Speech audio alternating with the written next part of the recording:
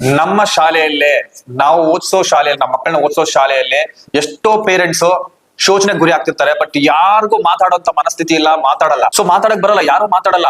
ನಾವು ಚೆನ್ನಾಗಿದೀವಿ, ನಮ್ಮ ಮಕ್ಕಳು ಚೆನ್ನಾಗಿದ್ದಾರೆ, ನಮ್ಗೆ ಓಕೆ, ನಾವು ಮ್ಯಾನೇಜ್ ಮಾಡ್ಕೊಂತ ಇದೀವಿ, ಇಲ್ಲ ನಮ್ಗೆ ನಾವು ಅದು ಎಷ್ಟಾದ್ರೂ ಚಾರ್ಜ್ ಮಾಡ್ಲಿ, ಏನಾದ್ರೂ ಮಾಡ್ಲಿ, ಯಾವ ತರ ಮೋಸ ಮಾಡ್ಲಿ, ನಾವು ತಲೆ ಕೆಡಿಸ್ಕೊಳಲ್ಲ ಅನ್ನೋರೇ ಜಾಸ್ತಿ ಇದಾರೆ. ಸೊ ಹೀಗಾಗಿ ನಾವು ಇದ್ರ ಬಗ್ಗೆ ಹೋರಾಡ್ಬೇಕಂದ್ರೆ ಕಷ್ಟ ಆಗ್ತಿದೆ ಅನ್ನೋ ಉದ್ದೇಶಕ್ಕೆ ಪೇರೆಂಟ್ಸ್ ಅಸೋಸಿಯೇಷನ್ ಅಂತ ಮಾಡ್ಕೊಂಡು, ಸೊ ಪೇರೆಂಟ್ಸ್ ಯಾವುದೇ ಶಾಲೆ ಇರ್ಬೋದು, ಎಲ್ಲೇ ಇರ್ಬೋದು, ಸೊ ನೀವು ನಮ್ಗೆ ತಿಳಿಸ್ಬೇಕಾಗುತ್ತೆ, ಇಂಥ ಶಾಲೆಯಲ್ಲಿ ಇದು ಪರಿಸ್ಥಿತಿ, ಈ ತರ ಶೋಚನೆ ಮಾಡ್ತಿದ್ದಾರೆ, ಈ ತರ ಅವಮಾನ ಮಾಡ್ತಿದ್ದಾರೆ, ಈ ತರ ದಬ್ಬಾಳಿಕೆ ಮಾಡ್ತಿದ್ದಾರೆ ಅಂತ ನಿಮ್ಮ ಕಂಪ್ಲೀಟ್ ಡೀಟೇಲ್ಸ್ ಅನ್ನು ಇಲ್ಲಿ ಇದರಲ್ಲಿ ಲಿಂಕ್ ಇರುತ್ತೆ, ಫಾರ್ಮ್ ಇರುತ್ತೆ, ನಿಮ್ಮ ಕಂಪ್ಲೀಟ್ ಡೀಟೇಲ್ಸ್ ಅನ್ನು ಇಲ್ಲಿ ಫಿಲ್ ಮಾಡಿ. ನಮ್ ಕಡೆಯಿಂದ ಆದಷ್ಟು ನಾವು ಪ್ರಯತ್ನ ಮಾಡ್ತೀವಿ ಇದ್ರ ಬಗ್ಗೆ ಹೋರಾಡೋದಕ್ಕೆ. ಸೊ ನಮ್ಮ ಗುರಿ ಗಮನ ಒಂದೇ, ಆದಷ್ಟು ಈ ವಿಷಯಗಳೆಲ್ಲ ನಮ್ಮ ಎಜುಕೇಶನ್ ಡಿಪಾರ್ಟ್ಮೆಂಟ್ ಇರ್ಬೋದು, ನಮ್ಮ ಸನ್ಮಾನ್ಯ ಎಜುಕೇಶನ್ ಮಿನಿಸ್ಟರ್ ಆದವರ ಮಧು ಬಂಗಾರಪ್ಪ ಅವರು ಇರ್ಬೋದು, ಸೊ ಇನ್ನೂ ಯಾರಾದ್ರೂ ಇರ್ಬೋದು, ಅವ್ರವರೆಗೆ ತಗೊಂಡು ಹೋಗೋದೇ ಉದ್ದೇಶ. ಅವ್ರಿಗೆ ವಿತ್ ಪ್ರೂಫ್, ವಿತ್ ಎವಿಡೆನ್ಸಸ್ ಇದೆಲ್ಲ ಆಗೋದು. ಇಷ್ಟು ಜನ ಪೇರೆಂಟ್ಸ್ ಕಾಳಜಿ ಇದೆ, ಸೊ ನೀವ್ ಏನಕ್ಕೆ ತಲೆ ಕೆಡಿಸ್ಕೊಂತ ಇಲ್ಲ ಅಂತ ಅದ್ರ ಬಗ್ಗೆ ಒಂದು ಪತ್ರ ಸಲ್ಲಿಸೋದೇ ಉದ್ದೇಶ.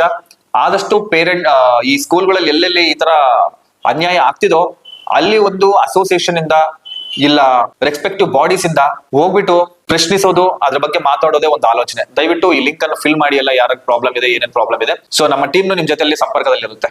Thank you.